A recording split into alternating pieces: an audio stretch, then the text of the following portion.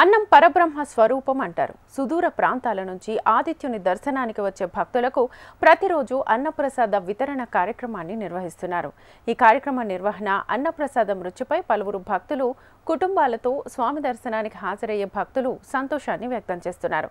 కానీ ఆ వితరణ ఆరుబయట రేకుల షెడ్లో అన్నప్రసాదాలు అందించడంపై సర్వత్రా విమర్శలు వ్యక్తమవుతున్నాయి. ప్రసిద్ధ పుణ్యక్షేత్రం అరసవెల్లిలోని ఆదిత్యుడి ఆలయం శ్రీకాకుళం నగరానికి కూతవేటు దూరంలో ఉంది. అరసవెల్లి పుణ్యక్షేత్రం ప్రతిరోజు భక్తుల తాకిడి పెరుగుతూ వస్తోంది. భక్తులకు కనీస సౌకర్యాలు కరువవుతున్నాయి. ఆదిత్యుని దర్శించుకునేందుకు దూర ప్రాంతాల నుంచి నిత్యం అధిక సంఖ్యలో భక్తులు వస్తుంటారు. కానీ మౌలిక వసతులు మాత్రం దానికి తగ్గట్టుగా లేకపోవడంతో భక్తులు ఇబ్బందులు పడుతున్నారు. అన్నప్రసాదం కోసం వచ్చే భక్తులకు సరైన సదుపాయాల కల్పన కొరవడిందని భక్తులు ఎండగడుతున్నారు. భక్తులు బారులు తీరి వర్షానికి తడుస్తూ అన్నప్రసాద స్వీకరణకు హాజరవుతుండడంపై విమర్శలు వెల్లువెత్తుతున్నాయి. ఫుడ్ చాలా బాగుంది. స్వీటు అన్ని బాగానే వేసారు. అన్ని దేవస్థానం కూడా మిగతా అన్నదాని కంటే చాలా బాగుంది. పర్వాలేదు, ఫుడ్ విషయం అంత బాగుంది. కానీ ఒక స్పెషాలిటీసే కొంచెం సైడ్ ఏమైనా పక్క బిల్డింగ్ కానీ లేకపోతే దీన్ని కొంచెం కన్స్ట్రక్షన్ తొందరగా అయ్యి ఉంటే బాగుంటుంది. ఎప్పుడు ఎగ్జామ్స్ అయినా ఇక్కడికే వచ్చి డైలీ భోజనం చేసి వెళ్ళి ఎగ్జామ్స్ రాసేవాళ్ళం.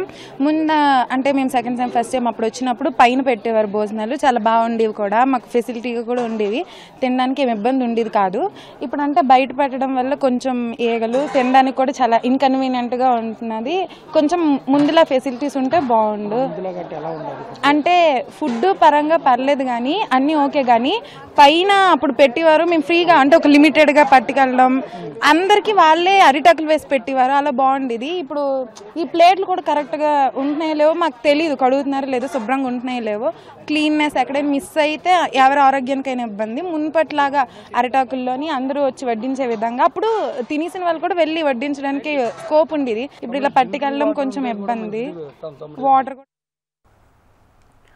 మాస్టర్ ప్లాన్లో భాగంగా క్యూలైన్లతో పాటు అన్నదాన సత్రాన్ని తొలగించారు. ఓ రేకుల షెడ్ కింద అన్నప్రసాద వితరణ చేస్తున్నారు. స్వామివారి అన్నప్రసాదం బాగుందని భక్తులు అంటున్నారు. పక్కనే ఇంద్ర పుష్కరిణి నుంచి దుర్గంధ వాసన వస్తోంది. దుర్గంధ వాసన మధ్య అన్నప్రసాదం తీసుకోవడం ఇబ్బందికరంగా మారింది. సరైన వసతులు లేక కొందరు కిందనే కూర్చొని భోజనం చేస్తున్నారు. గతంలో అరిటాకులలో వడ్డించేవారని ఇప్పుడు బఫే సిస్టంతో భోజనం పెట్టడం ఏంటని భక్తులు ప్రశ్నిస్తున్నారు. అపరిశుభ్ర వాతావరణం నడుమే అన్నప్రసాద స్వీకరణ నిర్వహించడంపై విమర్శలు వెల్లువెత్తుతున్నాయి. ఇదంతా బాగుంది. అంటే లాస్ట్ టైం కూడా ఎక్కడికి వచ్చాము. లాస్ట్ టైం ఏంటంటే రూమ్లో పెట్టేవాళ్ళు, ఇప్పుడు బయట పెడుతున్నారు. ఏగలు అవన్నీ కొంచెం డిస్టర్బెన్సింగ్ ఉంది. మళ్ళీ అలాంటి రూమ్ అయితే కొంచెం బాగుంటుందని మేము అనుకుంటున్నాము. ఫుడ్ అంతా బాగుంది. ఈరోజు కర్రీ పెట్టారు, రైస్, సాంబారు, స్వీట్. అన్నప్రసాద బిల్డింగ్తో పాటు మౌలిక సదుపాయాల కల్పనపై కూటమి ప్రభుత్వం దృష్టి సారించాలని భక్తులు కోరుతున్నారు.